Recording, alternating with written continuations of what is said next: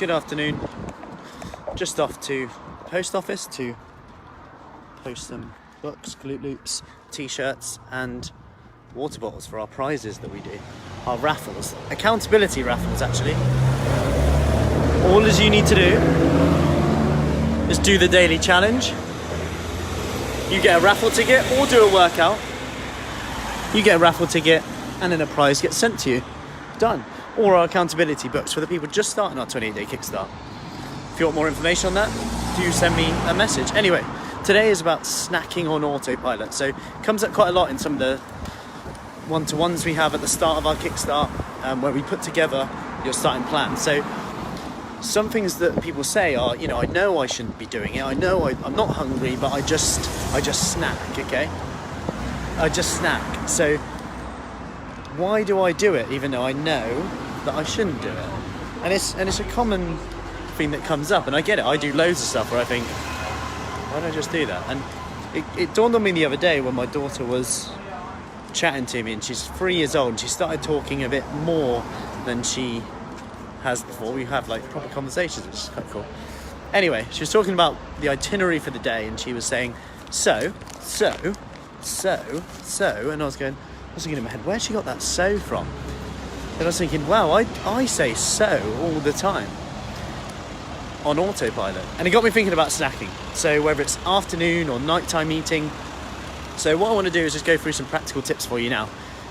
So, number one, and this is something that Sandra mentioned, and I posted a blog earlier about how she feels more in control of her food, how for once she's not thinking about food all day and it's a bit less of a big thing, and she just feels more in control and chilled about it. And what she does is she keeps 6 also, as many as possible, protein snacks handy and convenient. And let's face it, it's a real simple one, but we know that protein keeps you fuller for longer. We know it's also important for your skin, hair, nails, etc.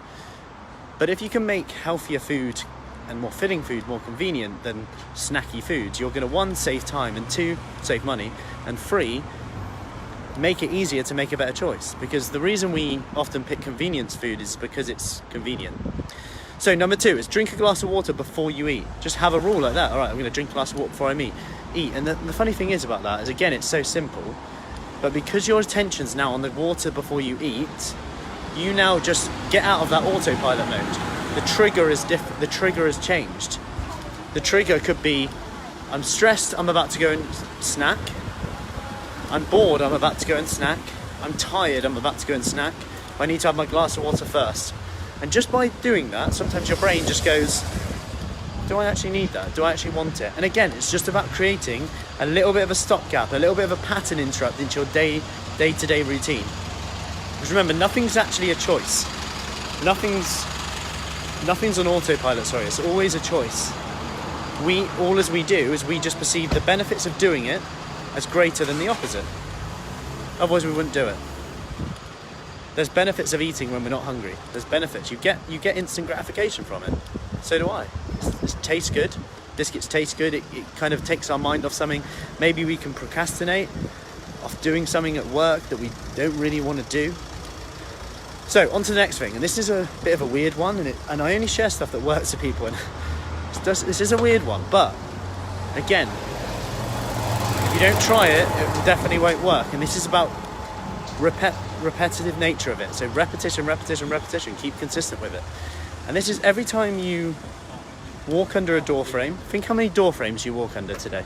This is a bit out there, this one. Think how many door frames you walk under today. Now every time you walk under a door frame, just see it as an opportunity to the way you feel. So every time you walk under a door frame, it's an opportunity to change the way you feel and change your state. Okay? So this could be that every time you walk under a door frame, you're going to take a deep breath in, 4 seconds in, and then 6 seconds out. 4 seconds in, and 6 seconds out. And just notice now that you'll notice door frames everywhere, like yellow cars, when you look for yellow cars. And all of a sudden, again, you've got a little bit of a stopgap, a little bit of a pattern interrupt to what you do day to day. So, a few little practical tips on that. Let me know which one you're going to do.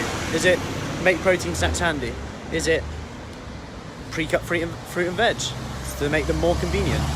Whatever it is, let me know when you're going to do, and just do it consistently. Tick off every time you do it. Repetition is always going to be the key. It doesn't have to be, right, I'll wait until I can meal plan, I'll wait until I can do the keto diet, I'll wait until I can be vegan, I'll wait until I can be Atkins. Just start small with these pattern interrupts, because let's face it, if we can get a hot handle, for many of us anyway, on our snacking habits, the rest will take care of itself. And I did skip one there.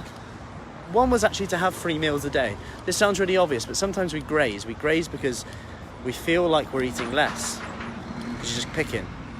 And we maybe eat like a pigeon, if you like, all day, picking, having little bits, and it all adds up though, and we never really feel satisfied. We're always on the go. We never really know how much we're eating. You know, take like dry roasted nuts or peanuts, you know, they're healthy fats, but highly calorific. You need to eat a lot to feel full up. All of a sudden, we've eaten the same or more or double the calories as a meal, that we could have actually had a meal and sat down, felt more satisfied. And when it comes to nighttime eating, I think it's important to consider that quite often, nighttime eating, if you look at the pattern, someone's skipped breakfast, they have a light lunch, and they're starving in by the evening. And it's no wonder. So we've got to kind of break that, because then we eat quite a lot in the evening, then we're not hungry when we wake up, and so on and so forth. So, hope that helps. Any questions, let me know, and speak soon.